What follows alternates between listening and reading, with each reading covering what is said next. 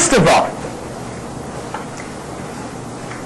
the place where Kabbalah begins in its understanding of God is with Ein Sof. Ein Sof, this is a great, it's a great term, a great name. Ein Sof just means without end or without limit. It means like the infinite one.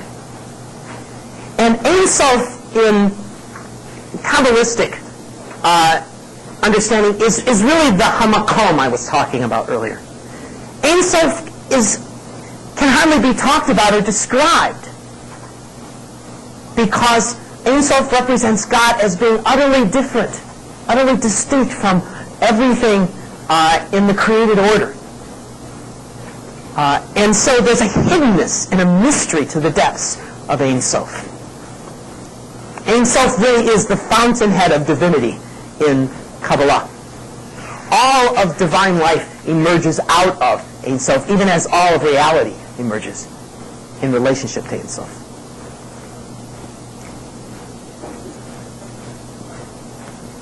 Then we have the Sefirot. The Sefirot, the word originally means numbers. But it came to be associated with the Hebrew word from which we get the English word sapphire, and thus was understood as radiances. So the idea of the Sefirot is the different kind of radiating brightness, glory, manifestations of God. The Sefirot are stages of God's being, or aspects of divine personality that are accessible to human thought and perception, unlike Ein Sof, who is inaccessible to human thought and perception. The Sefirot make the unknown and unknowable God known. They emanate from the unknowable God. They are also divine energies that are active in the created order. The 10 Sefirot together are both one with Ein Sof and distinct from Ein Sof. Some quotes from one particular scholar who is an expert on Kabbalah. The Kabbalists insisted that Ein Sof and the Sefirot formed a unity like a flame joined to a coal. It is they, meaning the Ein Sof is the Sefirot, and they are it. The Sefirot are Ein Sof. It's interesting because this is the same type of imagery that the early church fathers used in describing the relationship between the Father and the Son. In fact, the Sefirot are sometimes talked about together as a unit, the 10 Sefirot as a whole in relationship to Ein Sof. And at one point at least in the Zohar, they are called corporately the Son of God. They are also described together as Adam Kadmon. And what you get are these this is where you get these charts of the 10 Sefirot that lay them out in relationship to one another in the form of a human body, a human form. And in Kabbalistic thinking, it's very much the idea of together the 10 Sefirot operate in relationship to Ein Sof the way in the biblical tradition, the visible manifestation, the human visible manifestation of God relates to the hidden God, Hamakom. So the 10 Sefirot together are seen as the primordial Adam, the heavenly image of God, according to which human beings were created. And this is very similar to Philo's notion of the Logos, and the way in which Brit Chadashah, the New Covenant Scriptures, speak about the Logos, the Word, the pre-incarnate Yeshua. So this is very striking. Then we have the 10th Sefirot. The 10th Sefirot is called Shekhinah. And Shekhinah, while Shekhinah is related to as being one of the 10, Shekhinah is also treated as distinct from the other 9. And has a special relationship to the created order. Now, of course, the other Sefirot also have a special relationship to the created order. They also kind of fill the created order and manifest God to the created order. But there's a special way in which Shekhinah enters into the created order. This one scholar referred to says, she reflects all aspects of divinity and sustains all the worlds below, though she has nothing at all of her own. This is very, very interesting correspondence, I think, to the notion of the Ruach HaKodesh and the relationship of the Ruach HaKodesh to the Son and the Son to the Father. She is also called the mystical community of Israel. All of Israel are her limbs. The notion of the body and the relationship of the body to the spirit. There's one body and one spirit animating the one body. Here it's the community of Israel being the limbs of the Shekhinah. She symbolizes the people's intimate connection with God and accompanies them in exile.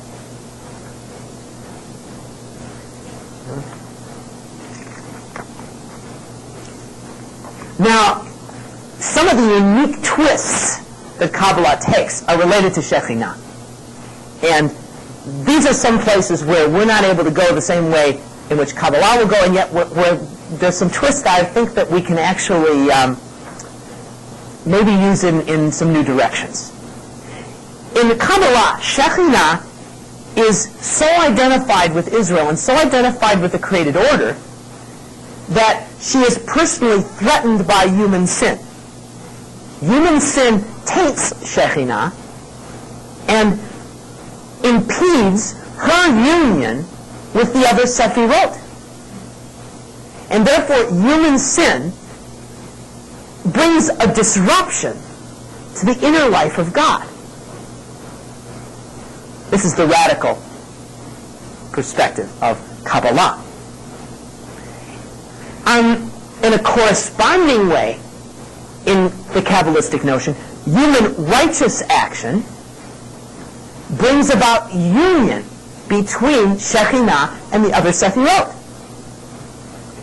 And union between Shekhinah and the other Sefirot is the key to establishing unity within the whole of the cosmos and bringing the whole cosmos back to unity with God.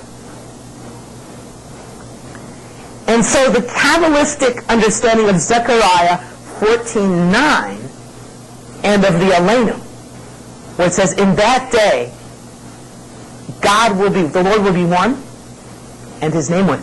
They take it literally, to mean numerically one. And what they say is, God is not one.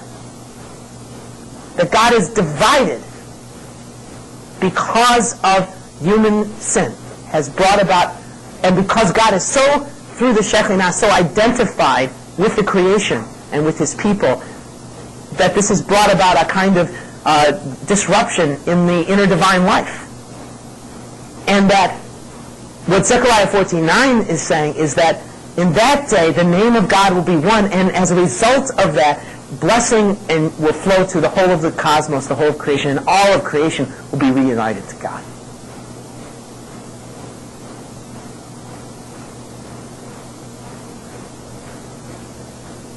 Now, a couple of final comments about Kabbalah and the Triune God. No, actually what I'm going to do is I'm going to end here, and I'll leave my final comments about this for tomorrow morning as an introduction to a discussion time about this. Okay, make the announcement.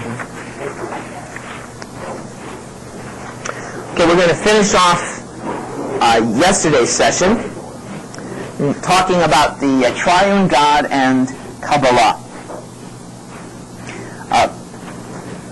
By the way, there's some very helpful stuff in the Lev Gillet book about Kabbalah. I think that it's one of the sounder presentations of the positive things that can be drawn from Kabbalah for a Messianic Jewish perspective. The Lev Gillet book is Communion in the Messiah. That's one of the 4 required texts in the course. Also, Louis Jacobs has a helpful presentation of the Kabbalistic teaching about the Sefirot. Now, I think the connections between a Messianic Jewish perspective on the triunity of God and the Kabbalistic understanding of God should be fairly clear. On the one hand, the 10 Sefirot themselves have certain parallels to the triune conception of God as dynamic, differentiated, interpersonal. However, I think the closer parallels, not so much between the threeness of God and the tenness of God, as much as between the Father, the Son, and the Ruach HaKodesh on the one side, and then Ein Sof as the hidden ground of the Godhead, the 10 Sefirot, or perhaps you might say the 9 most prominent Sefirot, and then Shekhinah, the 10th Sephirah, and its special, unique relationship to Israel and to the created order.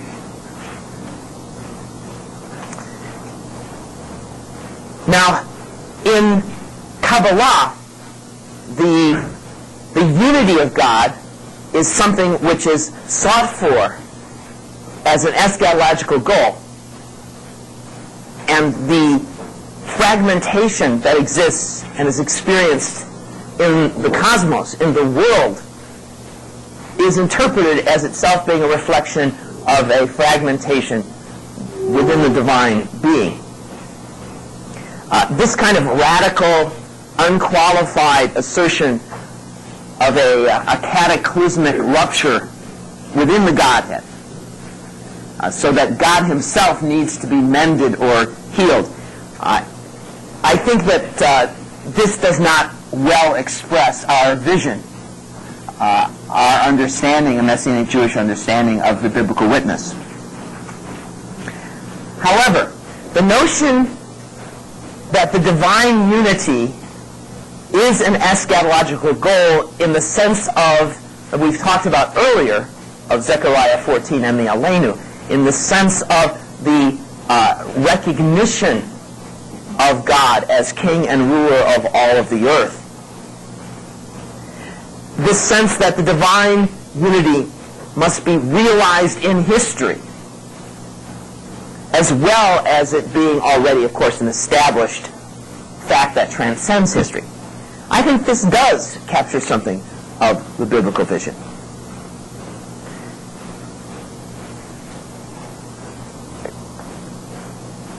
God the Father has committed himself to creation, to humanity, to history. The Son has become enfleshed, has entered into our world in this extraordinary fashion, sharing in the burden of creation's suffering. The Ruach, like Shekhinah, has become the animating principle of the body of Messiah, and thereby incorporates us into the very life of God and the relationship between the Father and the Son. And at the same time continues this process of God entering into the sufferings of this world. The sense of a God who enters into this world and suffers with this world is very much something, I think, in accord with the teaching of the apostolic writings. Also, the final picture of the book of Revelation, of the end point, the goal.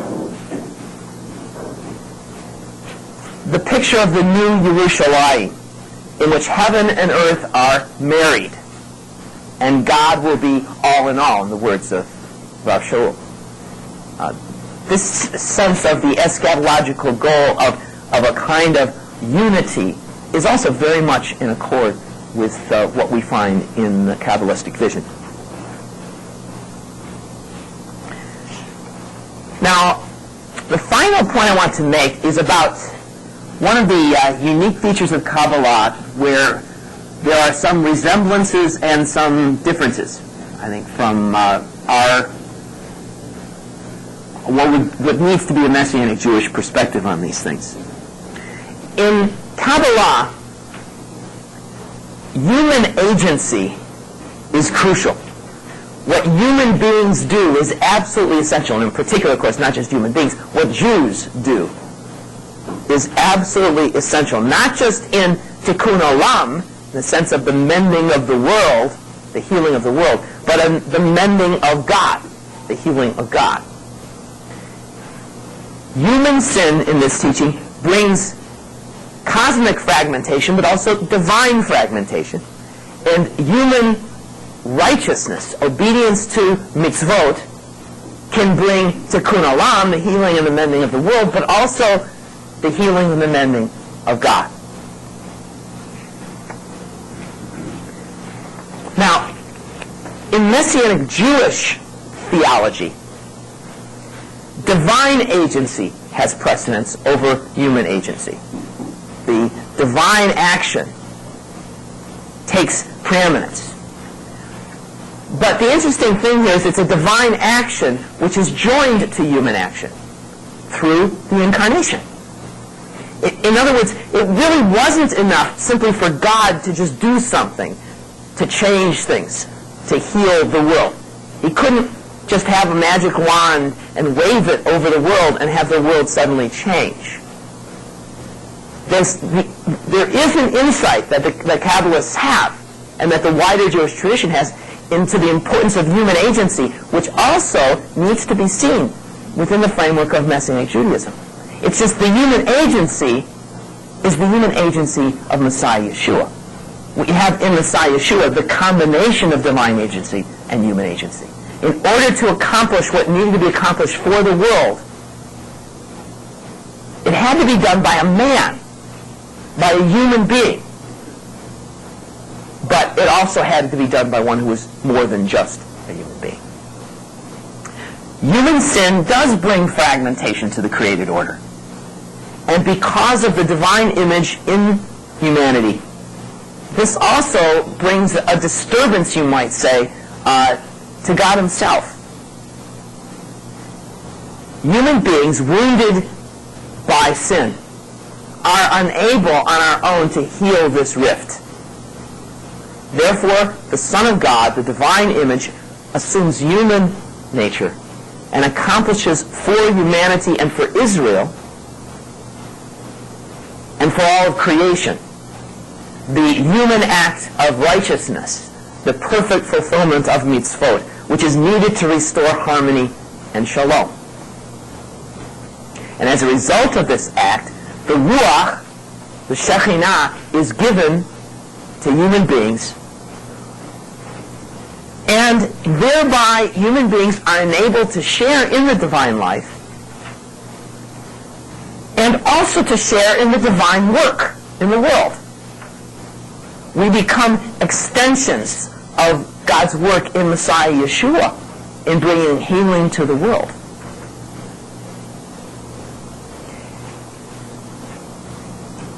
So the action of fallen human beings does not and cannot affect unity either for the world or for the divine nature. Instead, the divine image, still in unity with the Father, assumes human life, human nature, created in the image and likeness of God, and brings about unity between creator and creature, but thereby also brings about that eschatological goal of covenantal monotheism. when all of the earth will be acknowledging the God of Israel. The end result, however, as in Kabbalah, is a human participation in the complex and dynamic life, love, and unity of the divine being. So what I would say is I think that there's a lot we can learn from Kabbalah and a lot that we ought to seek to use in our explanation, our conceptual clarification and explanation of our own vision. It's not a question of simply diving into Kabbalah. Someone asked me, here earlier, do I think all Messianic Jews should be studying Kabbalah? And I would say, no. But part of that is the Jewish tradition is so rich and dense. It's not just that we ought to fear Kabbalah and don't get into it. It's just there's so much to study and so many important things to study that I don't know that I would put that at the top of the list. And also, there is, of course, certain reality to the old story of the four sages who sought to enter into Pardes. And a number of you, I'm sure a lot of you are familiar with this very, very famous story. The four rabbis, and they seek to enter into Pardes, which is usually understood to be mystical, esoteric vision of God and of realities which are hidden from normal human beings and normal Jews. And this story goes: one of them dies, one of them goes crazy, one of them becomes an apostate, and the fourth is Rabbi Akiva, and he's the only one who survives the journey. And the conclusion is this is something that those who are wise and of sound mind and are deeply rooted can survive, but it can easily also lead to bad results. And therefore, even internal to the Jewish tradition, there's a sense of you ought to be very careful about dealing with these things. There was also a teaching that you needed to reach a certain age. Can't remember whether it's 30 or 40 before you study these things. Well, that just itself gives a sense of the cautionary element here. And also, I think that one of the dangers of the pop Kabbalah craze is you have people who are studying Kabbalah who are not rooted in either Scripture, the wider Jewish tradition, and are not living a dedicated Jewish life. And Kabbalah was always meant to be provide a deeper understanding of a life that was already being lived. And so it doesn't make sense to dive into Kabbalah until you've thoroughly embraced and are walking according to the mitzvot and have absorbed fully a Jewish life and ethos. Okay, let's take some time for discussion, questions about anything in this previous session related to the Triune Nature of God, and especially the Kabbalah presentation. Ron? Oh, sorry. Okay, Rod?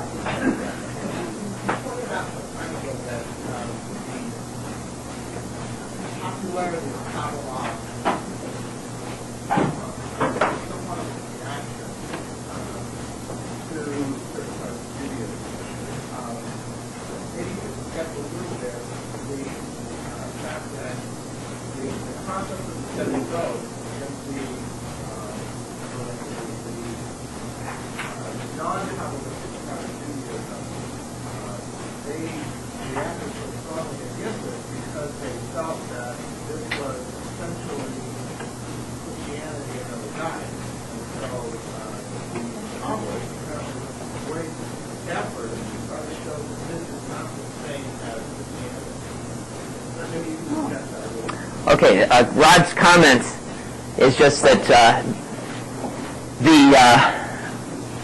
one of the strong reactions initially to the Kabbalistic notion of the Sefirot in the wider Jewish world was that this was just Christianity, and therefore the Kabbalists went along and tried to make very clear how their vision differed from Christianity in order to try to justify their vision of this differentiated Godhead. And this is very much the case. The early reactions to these mystical traditions were very negative, and it was both seen as being another version of Christianity, or also, perhaps in a more limited sense, as something that played into the hands of Christians, and prevented that kind of clear, absolute distinction between we're the folks who view God as this absolute monad, and they're the folks who have this more differentiated notion of the divine being. I think that the enemies of Kabbalah in this sense were right, in noticing the parallels. The Kabbalists then did try to defend very strongly and distinguish their view from Christianity. But the main distinction is simply that they don't put Yeshua as the embodiment of the Sephirot. And of course that's a very important distinction. That's why what we're saying is not simply we're not just giving another version of Kabbalah. We're just drawing out some parallels. But this was a long-term discussion. It is interesting, though, that at least by the time you get to the Haskalah, the Jewish Enlightenment, the mystics had won. The mystics had won. I mean, this was understood to be established, accepted Jewish teaching until you got to the Jewish Enlightenment, when there was then a new reaction against it, not because of it being Christianity, but because of it seeming so superstitious and outlandish and not rational. But in that conflict, by the time you get to the 18th century, within the Orthodox Jewish world, this was just accepted. And even today, among the ultra-Orthodox, whether you're talking about the Hasidim or the Misnagim, this is not controversial. This really is it's accepted as the deeper understanding. And therefore, as outlandish as it may seem to some people, it really did become Jewish mainstream.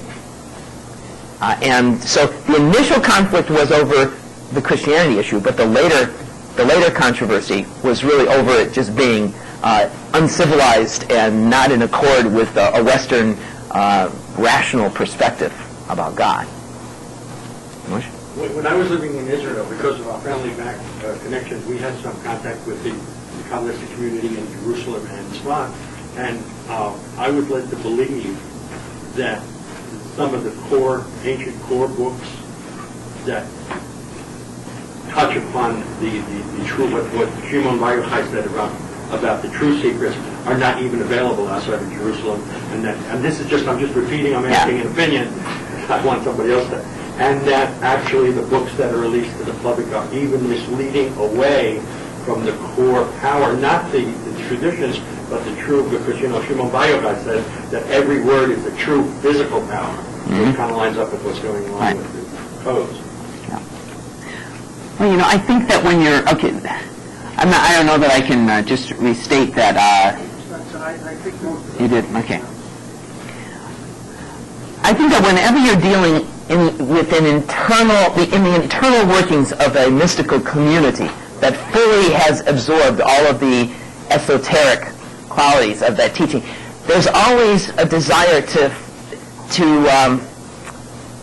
find a more esoteric core to what's already very esoteric, but is now becoming more widely known.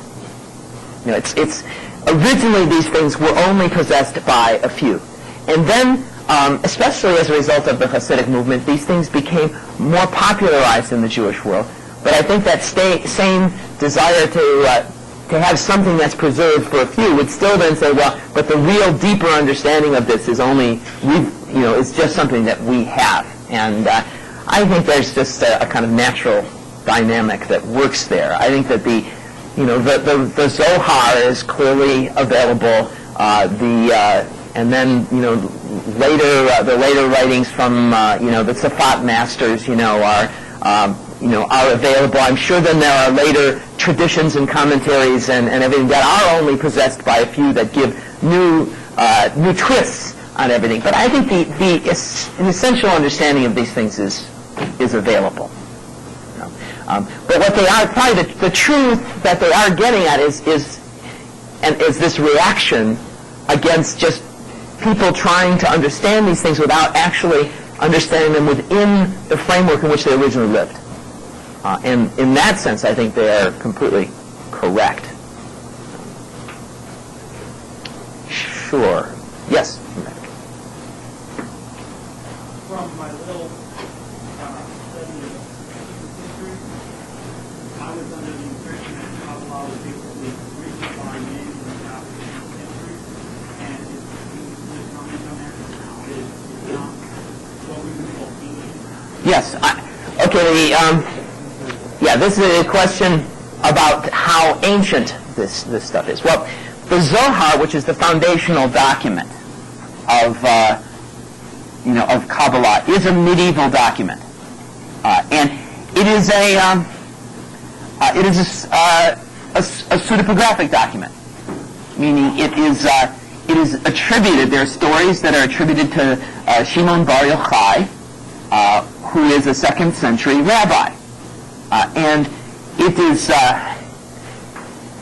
I know of no serious historian that would claim that this is actually a document that's a 2nd century document, or goes back to traditions that are at all as faithful or reliable as, for example, Talmudic traditions would be. Of course, within these mystical communities today, these would be simply accepted as 2nd century documents. Now, however, the Zohar is not created out of nothing. It builds upon earlier mystical traditions. Particularly, probably the most important book is a book called the Bachir, which comes before the Zohar. And there's a developmental process here that goes on. However, I think historians of Jewish mysticism, none of them would claim that the notion of the Sefirot, at all in the way in which it developed in the Bachir or in the Zohar, is something that goes back, say, to 1st century, and I'm not arguing that either. See, part of what I tried to lay the foundation for this a little bit in my first presentation, and let me just restate something that I said back then.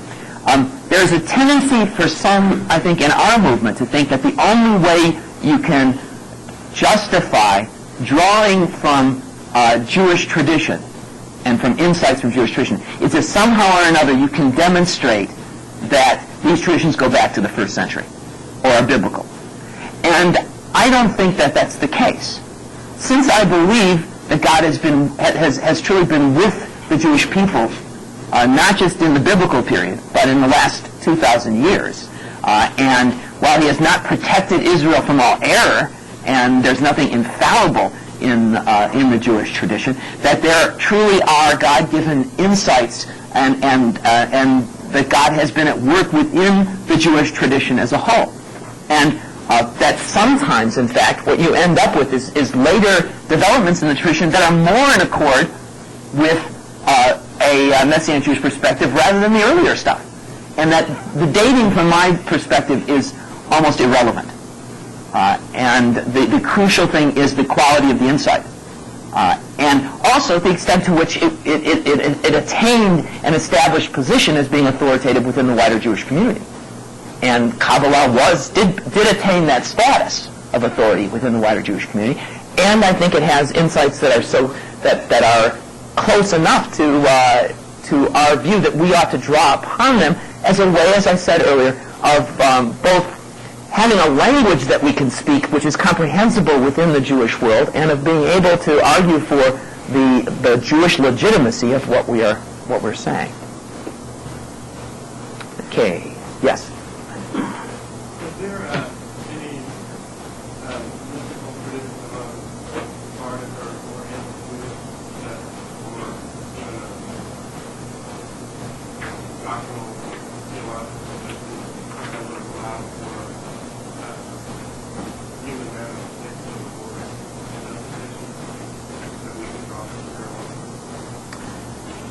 Okay, questions.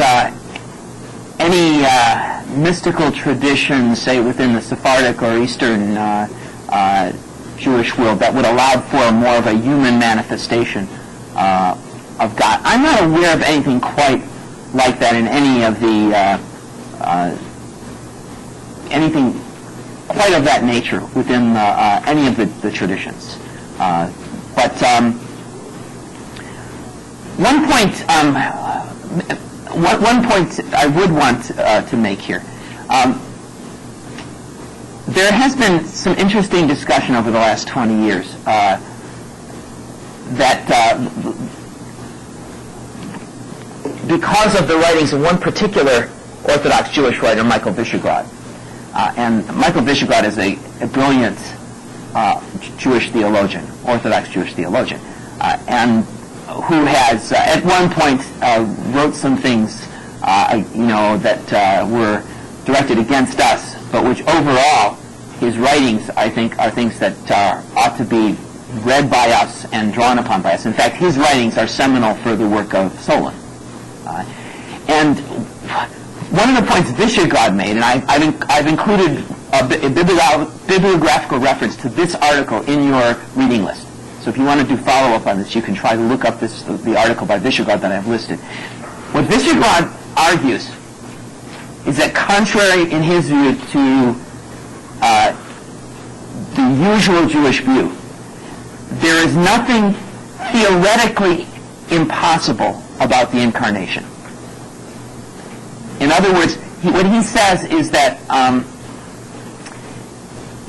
there's a kind of historic prejudice among Jewish people about the idea of God entering into this world in a very dramatic way.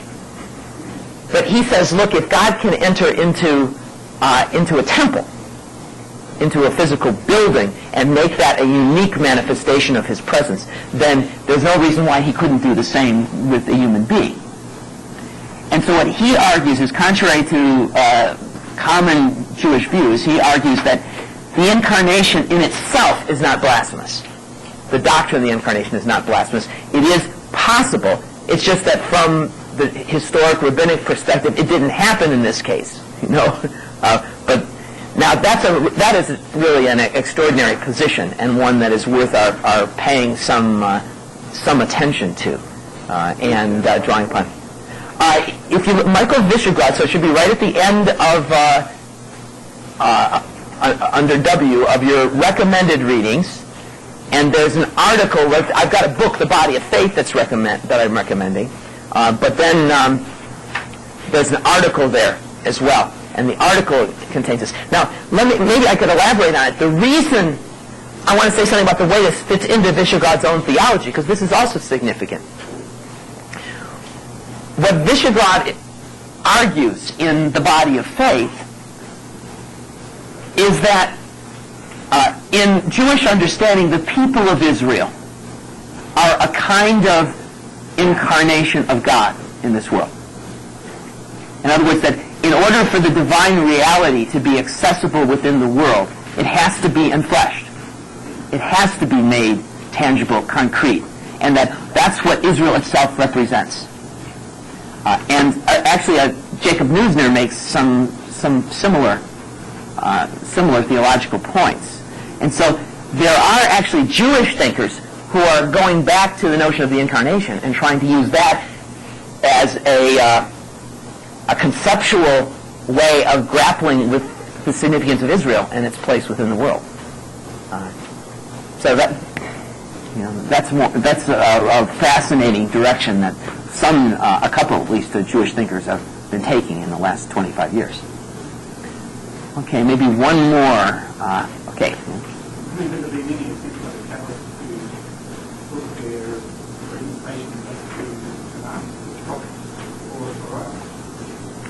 Okay, question is about the attempt of the Kabbalists to link their presentation back to the Torah or to the prophets. Well, what I would say is yes and no. The no part is the yes part is, in fact, what the Zohar is a commentary on the Torah. So everything that they're doing is a commentary, but it's a mystical commentary. And so the no is, it has very little to do with the pashat, with the simple meaning of the text. What they do is they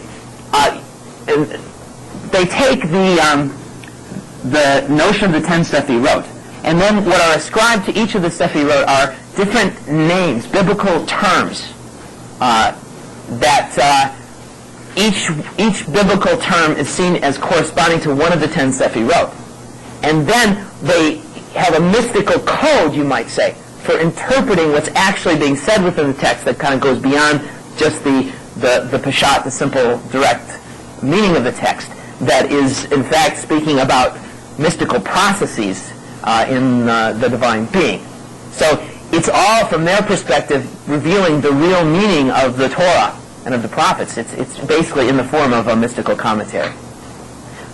If you're interested in looking at some things more in the Zohar, I don't know if I put this in your reading list, but there's a good a book by Danny Matt, M-A-T-T, that's basically just a collection of writings from the Zohar. I think it may be in the Paulist Press series of spirituality, masters of traditional spirituality. I can't remember what the series is called, but it's a very it's a good selection of materials from the Zohar with commentary upon them and with a good introduction to the mystical tradition by a modern Jewish scholar, Dan Matt.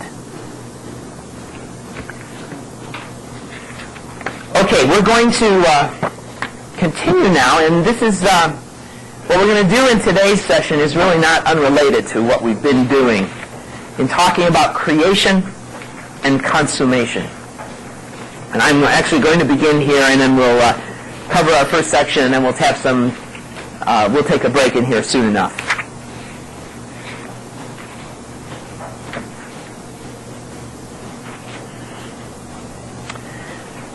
Okay, the Creator and creation. The biblical teaching about creation that's affirmed in both the broad stream of Jewish tradition and Christian tradition emphasizes that the world exists because God determined to bring it into existence. The way it is put in the Psalms, God spoke and it came to be.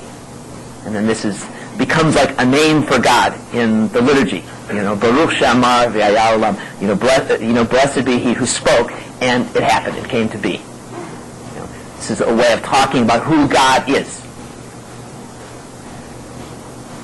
The world does not result from an involuntary and necessary overflow of the divine life, but from a personal act of love. God chooses freely in love to create a world. And in the act of creation, the Father, the Son, and the Ruach HaKodesh all participate. The Father and the Son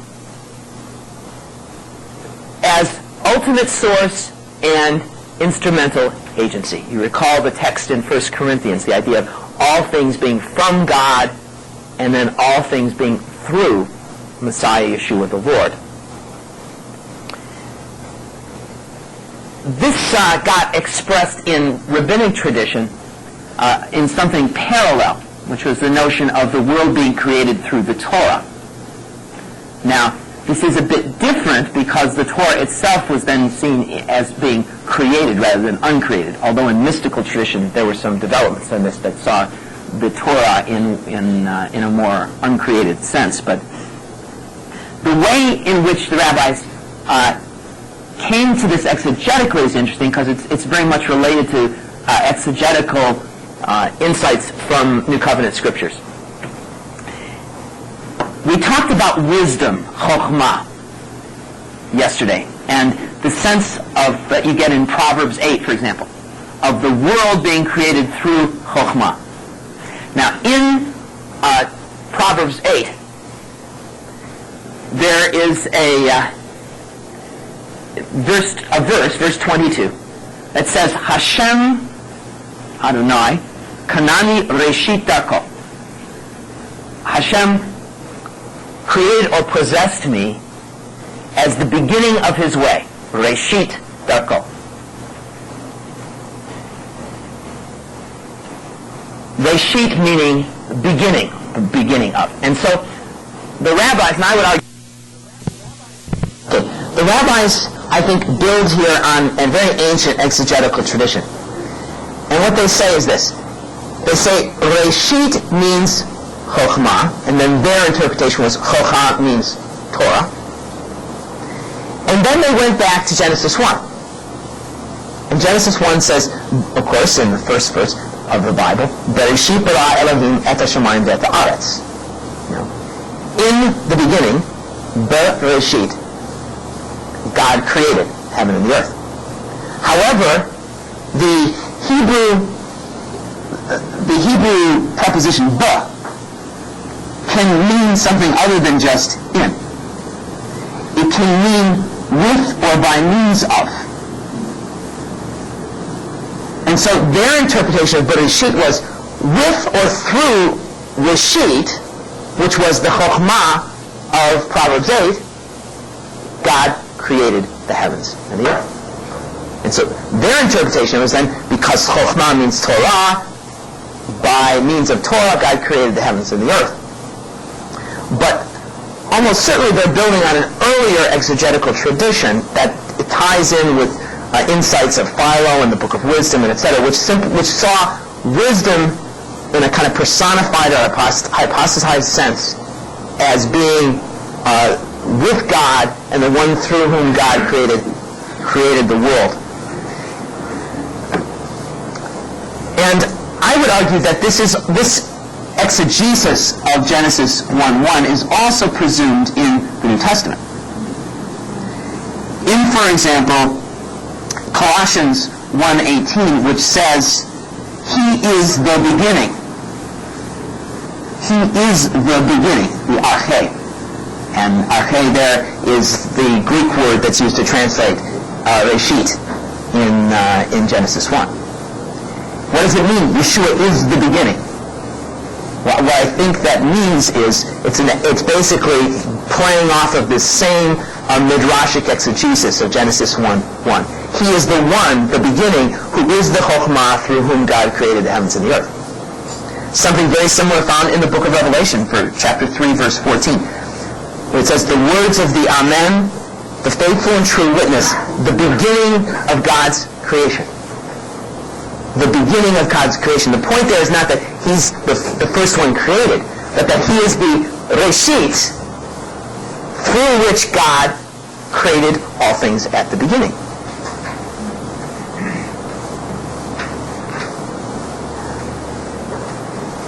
What this implies is that in the divine Son, in the pre-incarnate Yeshua, we have here an inherent connection between the pre-incarnate Yeshua and the whole created order. Since all things, as Paul says, come to be through him, and he doesn't just appear on the scene in relationship to creation, in a particular period in the middle of the Second Temple era, but that all of reality from the very beginning flows through and partakes of the Memra, the Devar, the Logos, the pre-incarnate Son.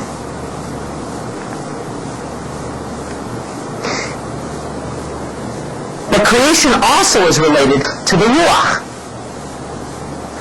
In Psalm 104, verse 30, it says, You send forth your Ruach, they are created, and you renew the face of the earth.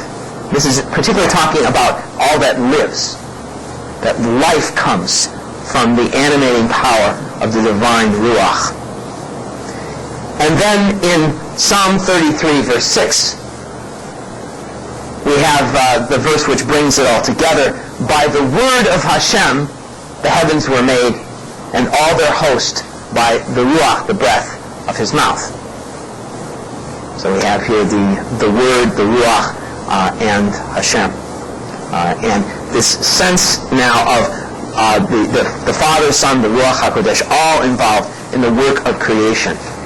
All comes to be through the Word, but all that lives is given life by the animating power of the divine Ruach.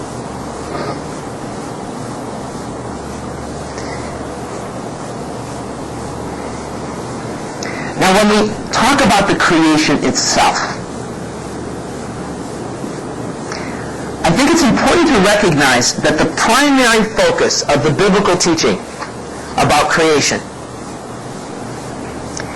is not the one-time, unrepeatable event in which something comes to be from nothing. That's what we tend to focus on when we think of creation. We think of that, maybe what precedes the Big Bang, or whatever your cosmology is.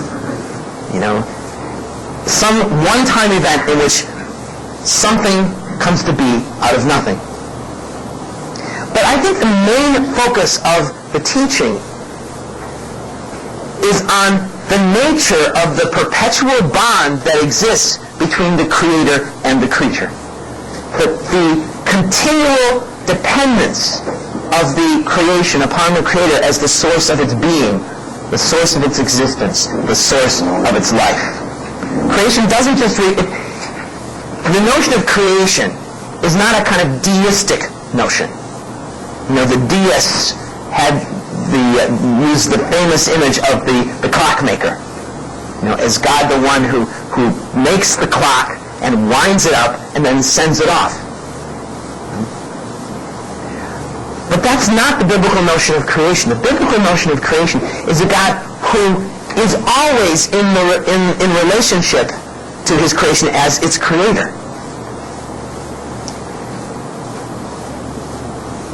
In fact, in the Middle Ages, when Maimonides and Thomas Aquinas were struggling with Aristotle, and Aristotle had a teaching that the world was eternal, that it had always existed, that it had no beginning point. Now, both Maimonides and Thomas Aquinas rejected this notion because of the biblical teaching. But what they said was, even if it were true, that would not contradict the biblical teaching. Because in their view, the most fundamental statement about the biblical teaching was not about a beginning in time. It was about the continual dependence of the creation upon the Creator. See, the creature can never attain true independence from the Creator.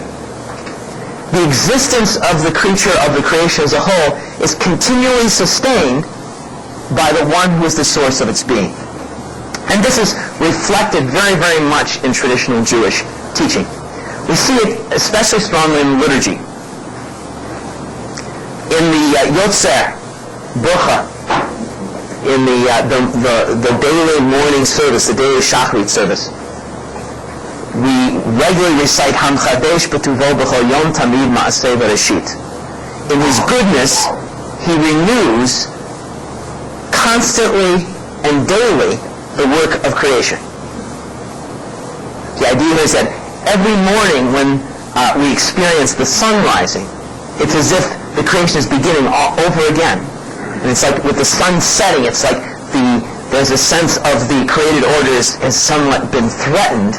But then with the rising of the sun, it's the sense of, oh yes, once again, God has restored the creation, and it's as if the creation has occurred again.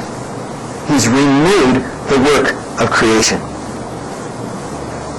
In Pesach de Zimra, the blessings, this section of the service before the statutory prayers, Hashem is praised as Chei HaOlamim, the life of the universe, or the life of the worlds, or of the ages. That he is the life of this world. The world does not have life apart from Hashem. He is Chei HaOlamim. In the New Testament, we have Rav Shaul drawing upon some pagan writers in quoting them and saying, "In him we live and move and have our being."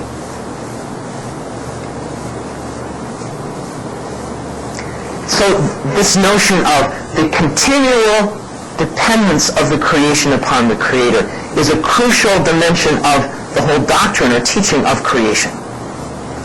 It's not just asserting something that happened at one remote time, but it's affirming something about our ongoing relationship to our Creator.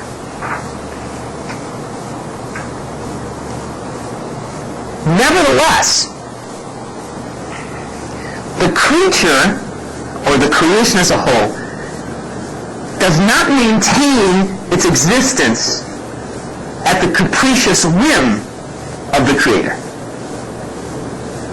Nor does our need for God compromise our own integrity as creatures. This is the two sides we talk. This is a dialectic here. On the one side, we have the sense of the continual dependence for our life and our existence upon our Creator. But on the other side, what we have is the divine decision to create something which has its own integrity, which has its own existence, not independent of God, but also its dependence upon God is not something where God could simply, decide, well, I don't want this anymore. Boom, it's gone. It's like God makes a covenant of sorts, you might say, in the act of creation. He commits himself to preserve this world and to allow it to participate in the outworking of its own destiny.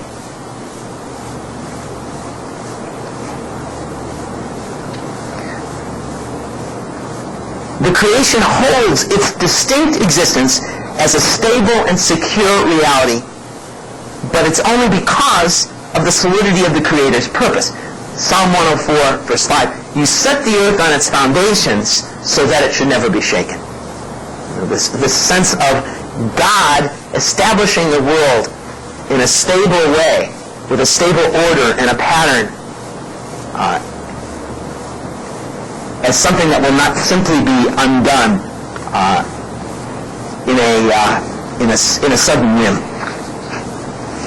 You see, the Creator desired an other, something other than himself. The Creator desired something and someone outside himself that he could relate to. And that other is not a divine fantasy. It's not a dream in the mind of the Creator. But the creation has a genuine, distinct, integral reality. One way this gets reflected in going back to Kabbalah is through a kind of metaphor. And this is all highly metaphorical in its way of talking about things, and yet I think there's an insight, a genuine insight captured here. It's through something that a term that's called tzimtzum. Tzimtzum, and what tzimtzum means here is a kind of withdrawal, a divine self-limitation.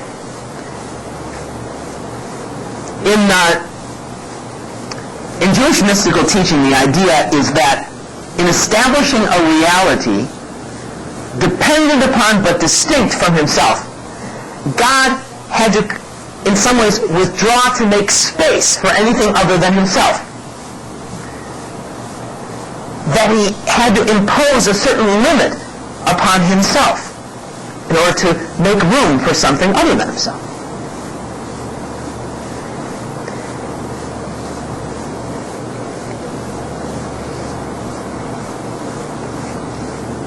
The creation of humanity, a type of creature that is in the image and likeness of God, and in a certain sense, in certain respects, is like God, with free will, with a capacity to make certain decisions. This constituted an even more drastic act of tzimtzum, I think, of self-limitation, of God saying, I'm going to create a human being, and I'm going to entrust certain things to them. And I'm not just going to go in, and if they screw it up, I'm not just going to cancel it all and destroy it and recreate it. You know? This is also another act of tzimtzum. And then, for God to make a covenant with a particular group of human beings, the people of Israel, involved even further divine self-limitation. This is a notion which has been picked up in a number of Jewish theologians in the last part of the 20th century. If you're interested, you might look at the writings of Irving Greenberg or David Hartman. But they pick up especially on this notion of God's covenant with Israel as involving God in an act of self-limitation. Because what he's really choosing to do, and I'm going to talk about this more in a moment, he's choosing to enlist human beings as a partner. And he's committed to work with human beings as a partner. And what that means, when you're into a partnership, you're limiting some of your own freedom of action, you might say.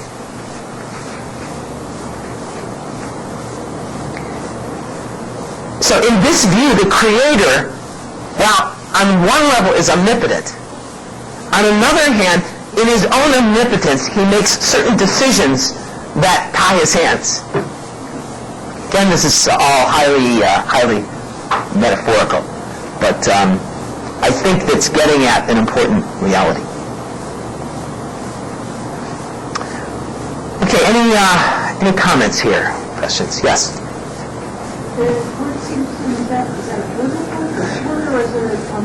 I think it's a later. I don't think it's a biblical word. It's first used in this sense in the 16th century by Isaac Luria, who is a Tzfat master, one of the great founders of the mystical teaching of from Tzfat or Safed. I don't think he created the word. He was building on an existing word, but it was not a biblical word to my knowledge. Good. Your understanding of God is this even increasing throughout history and entered the whole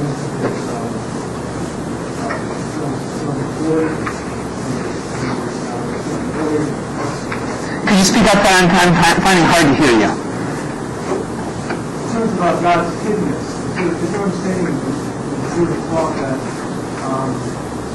early in his history, God was more directly involved in acts than his times. He was going back and forth, God kind of pulled back and commands of close up. Okay, Fred's question here about a sense in Jewish thought about perhaps of God being more active in the early stages and then withdrawing a bit as human beings come of age. Well, that's certainly become a motif in Jewish thinking in the last, especially in the last 25 or 30 years. I don't know if I would say that it's. I'm not sure that I've seen it in the same way within the tradition as a whole. Like I don't think you'll find something like that among the rabbis or in the medieval tradition in the same sense. But it's become a common motif, and you'll find something like that, for example, in the writings of that I mentioned of David Hartman and Irving Greenberg. And you also find it, in this book, this best-selling book that came out a few years ago. I think, what is it called, the History of God or something like this, that basically tries to tell the biblical story as though it's a biography of God. And the way it does it is by pointing out the way in which it seems as the story proceeds, God becomes less and less prominent at the forefront of it. That fits into this perspective. And then, but the way in which people like Greenberg and Hartman tell it, the focus is more on God desiring human beings, in particular Israel, to enter more into their a mature role of being his partner. And so the way they would sometimes talk about it is that the rabbinic approach to taking more responsibility for the interpretation of Torah was an expression of this. And then in Hartman, his whole view of Zionism is of the Jewish people taking more an active role in the determination of history. It's become an interesting and developed motif in Jewish thought. Some things like this can also be found in Visegrad, but in a different way than Hartman and Greenberg. But I think it's something that's developed lately rather than, historically an important part of Jewish tradition.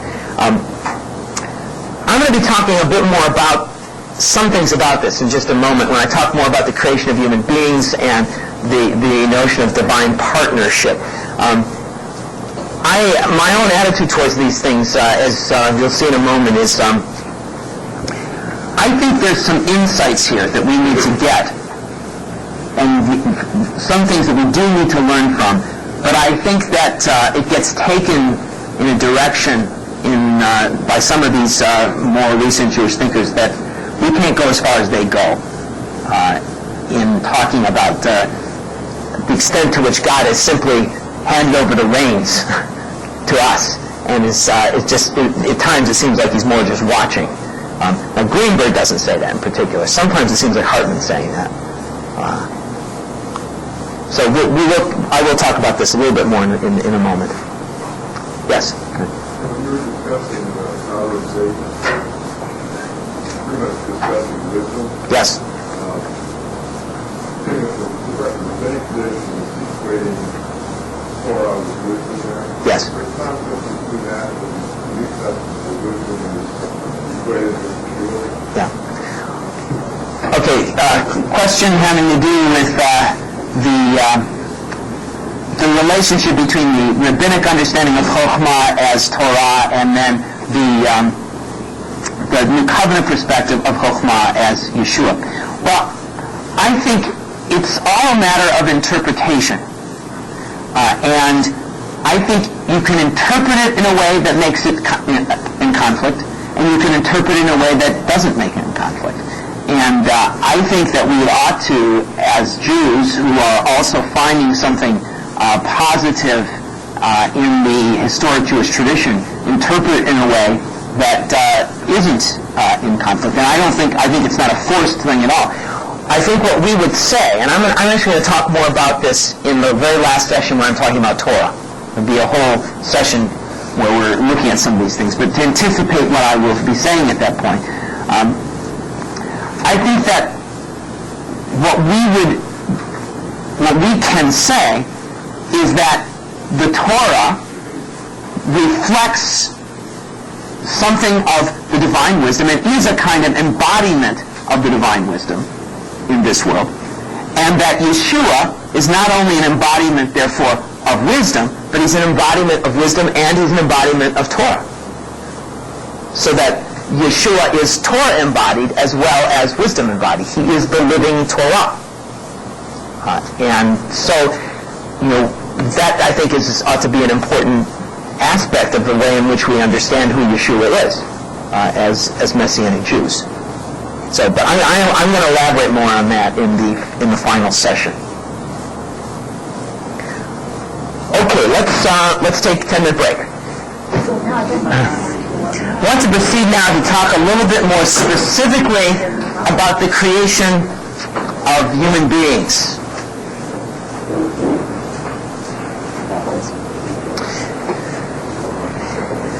In the Genesis 1 account, As the last and crowning act of creation, God makes Adam, humanity, human, in his image and likeness.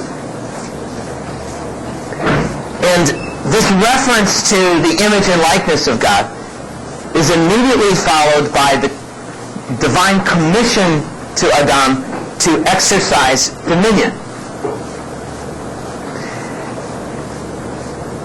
Adam is here being presented as God's representative on earth, as an earthly king reigning on behalf of a heavenly king.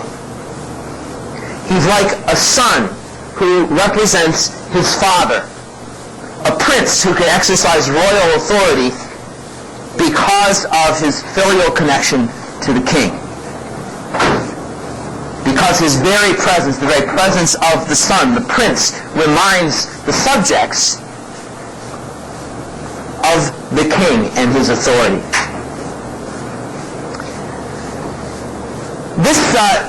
This notion of Adam as being God's son is actually implicit in the text itself. If you look in Genesis 5, verse 3, it speaks about Seth, the son of Adam and Chava, as being made in the image and likeness of Adam. In other words, image and likeness is a way of talking about a filial connection, the connection between a child and a parent.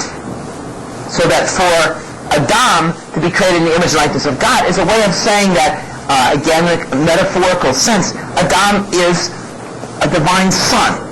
It has a special relationship to the creator of the world. This is also reflected in Luke chapter 3, verse 38, the Lucan genealogy. And the Lucan genealogy, which traces Yeshua all the way back to Adam, puts God in the genealogy and makes Adam the son of God. This is just a kind of midrash, I think, based on Genesis 5:3, combining it with Genesis 1:26. What is there about human beings that is a reflection of God? Well, the answers that have most commonly been given through both Jewish and Christian tradition are things like rationality, the power of speech, free will, sometimes the notion of immortality and immortal soul. It's interesting to note how in rabbinic tradition and in mystical tradition we have this focus that I talked about yesterday, the idea of the image and likeness of God as including something about the physical form of Adam as being in the image and likeness of God. This notion is significant both in what it says about God, in other words, that in some sense he has a form or can have a form, but also in what it says about us, about human beings. What it would imply, and I think clearly this is part of the reason for this interpretation among the rabbis, because this is very much a part of rabbinic thought, it would imply that our physical constitution is not a mistake. That it is not a contradiction of our true nature. In other words, our true nature is not simply to be a pure spirit, but that at our foundation we are meant to be embodied. Unlike a Platonic view of the body as a prison house for the soul, or a notion of our embodied nature as being a punishment for some kind of pre-existent spiritual sin. Instead, according to this notion, our physical existence is part of our glory as the earthly bearer of the divine image. Now, I think it would go too far to say that this is this is all that being created in the image and likeness of God means. But at least it's an aspect of it is in the rabbinic tradition, and one I think would be worth paying some attention to.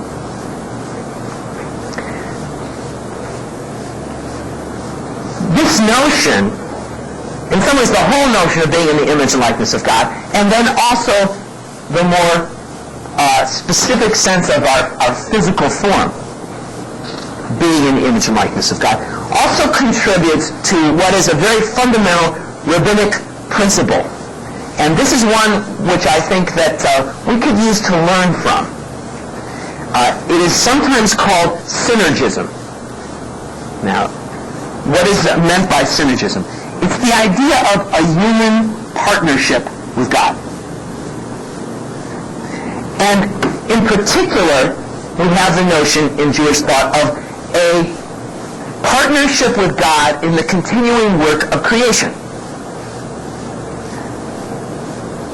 There is a Jewish notion that God created the world in such a way that it was not yet complete, absolutely complete.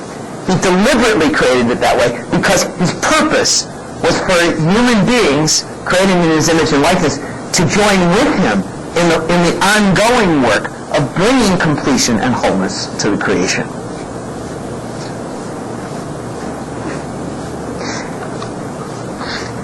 One of the great 20th century thinkers, luminaries in the Orthodox Jewish world was Joseph Soloveitchik.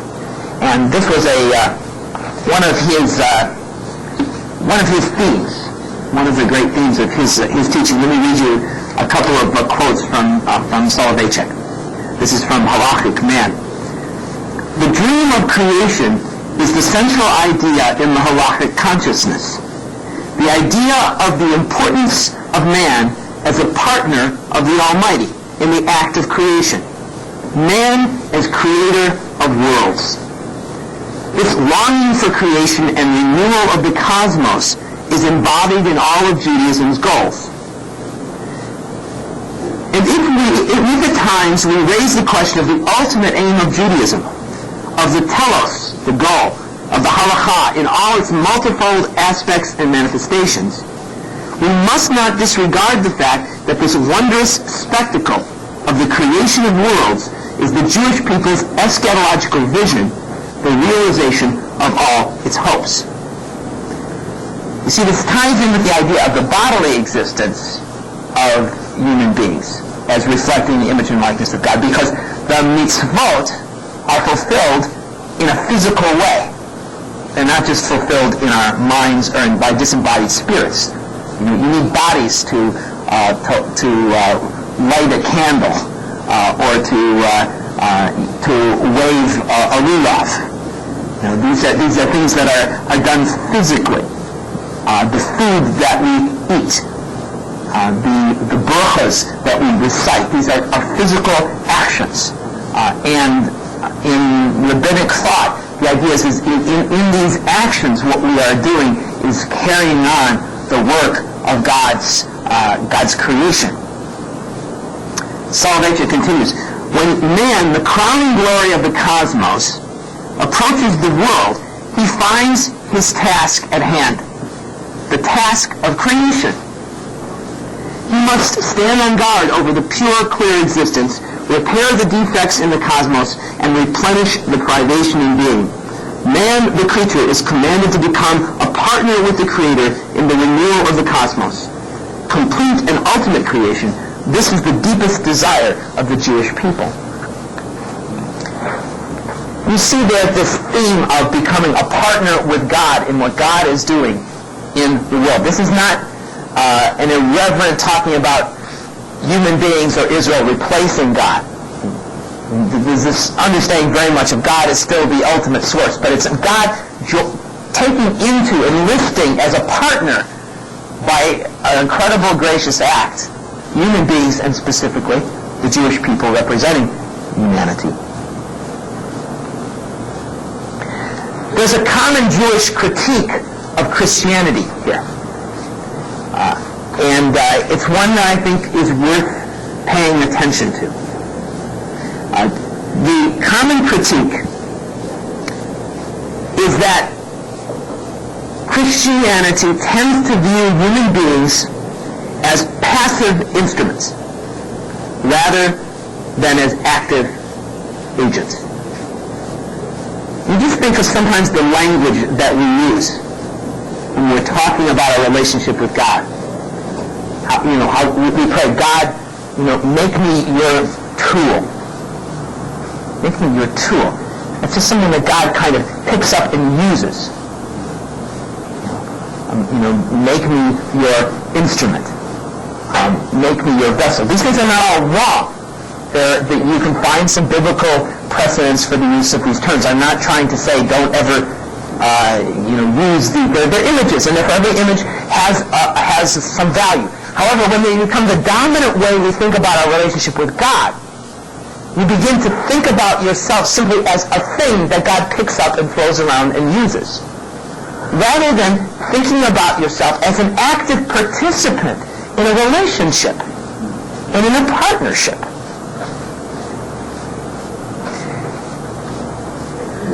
Because of what I think is the bona fide Messianic instinct and insight, a sense of the importance of the divine grace, the divine election, the divine activity, divine agency, we can sometimes minimize human agency. And I think we can benefit from the balancing perspective of rabbinic thought, even as we bring another balancing perspective to rabbinic thought. Now, this type of understanding of the divine image and of partnership with God is also an integral component of Kabbalah. The notion in Kabbalah is that all human action in this world reflects action in the upper worlds, and that the human body is created in the image of this heavenly form of the Sephirot, Adam Kadmon. And part of what that means is that all of the actions that we do with our body in the fulfillment of the mitzvot help to restore harmony and unity to God in the heavenly spheres.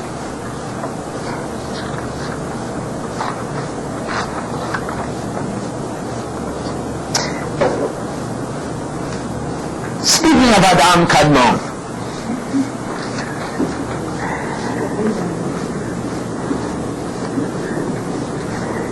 what Genesis 1:26, speaking about creation of humanity in the image and the likeness of God. When we read that text, the natural way we tend to read it is that we become the divine image, that human beings are created as the divine image. But there is another way of reading the text. Another way of understanding the text, and this is one way in which it was understood in ancient times, is that human beings are created according to a pre-existing image of God. In other words, that rather than being the image of God, we are created according to the image of God, and the image of God is in fact the heavenly man, a heavenly human being, a heavenly human form, which is Adam Kadmon. This is the way in which Philo interpreted Genesis 1:26, as implying that human beings were not themselves the image, but were made according to the image, which was a heavenly reality. This is probably what's also presumed in Colossians and also in 2 Corinthians, when Paul can speak about Yeshua as the image of God. The idea being, we are made according to the image, but Yeshua, the pre-existent Yeshua, the pre-incarnate Yeshua, the divine Son, is the image. He is the Tzelem.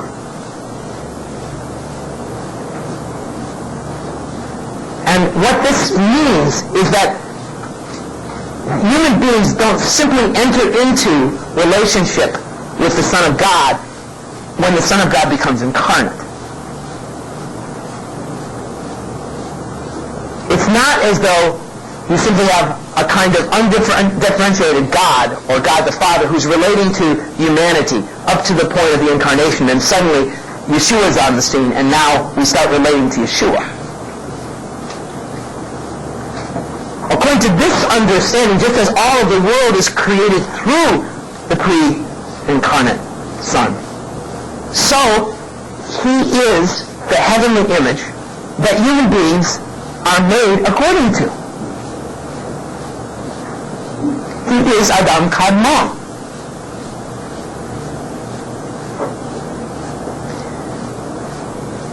Now this has, I think, some very important implications. Because of this unique connection between us as human beings and the heavenly Son, Adam Kadmon, the pre-incarnate Yeshua, the ultimate human enfleshment of Adam Kadmon, of the kavod, the glory, in Yeshua, is not unfitting. It's not unfitting. Now, what do I mean by that? I'm using language, by the way, that's drawn from Hebrews chapter 2, where the writer says, it was fitting that God acted this way. Now, when we meditate sometimes, or reflect upon the incarnation, in order to magnify God's glory and the incredible thing that he did, the incredible work of the Son in emptying himself and entering into our world in the way in which he did, we sometimes, I think, can talk about it as though what was happening was that God was doing something that was totally incomprehensible, unfathomable, and almost contrary to nature. You know, the infinite one entering into this finite realm is pretty incredible. However, it was not unfitting. Example of, I think, a type of interpretation that's sometimes given to this that I think can be misunderstood or misapplied. An author who I greatly respect, and I'm sure most of you have read, C.S. Lewis, I think it was in Mere Christianity, talks about the incarnation. And he tried to give an analogy to help us to understand. And he said, it's as if we, as a human being, could become an ant. You know, becoming an ant. If you thought about yourself becoming an ant, that would be a kind of analogy to God becoming a human being. Now, on the one hand, of course, that is an analogy which is, it's an insufficient distance, you know? The distance between the uncreated one and anything in creation is greater than the distance between us and that. On the other hand, there's a sense in which the relationship between the pre-incarnate Yeshua and humanity was so established at the creation that it's closer, it's much, much more intimate than the relationship that we have to an ant. See, by talking about the incarnation and comparing it to us becoming an ant, it becomes this totally arbitrary act because there's no relationship that we have to an ant. But the whole point of the creation of human beings in the image and the likeness of God is that from the very get-go, from the very beginning, a bond is established between the pre-incarnate Messiah and us as human beings. To create a new word, which I wouldn't particularly want to see circulated within the English language, you might say that the heavenly man was intrinsically humanly incarnatable. He was incarnatable, meaning there was something about him from the beginning that had enough of a relationship to us in the way we were created, that it was from the get-go something that was possible and perhaps inevitable. In fact, some Christian theologians of the past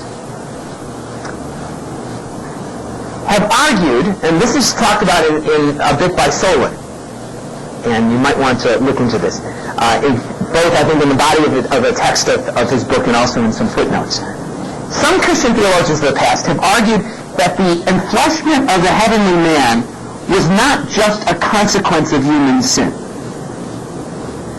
but was from the beginning the divinely intended means of bringing human beings to their destined consummation, and would have occurred even if the first parents had not disobeyed. Now, of course, this is just a kind of thought experiment. This is not, it's all hypothetical. There's no, to a certain extent, you can't even talk about such things as if such and such hadn't happened.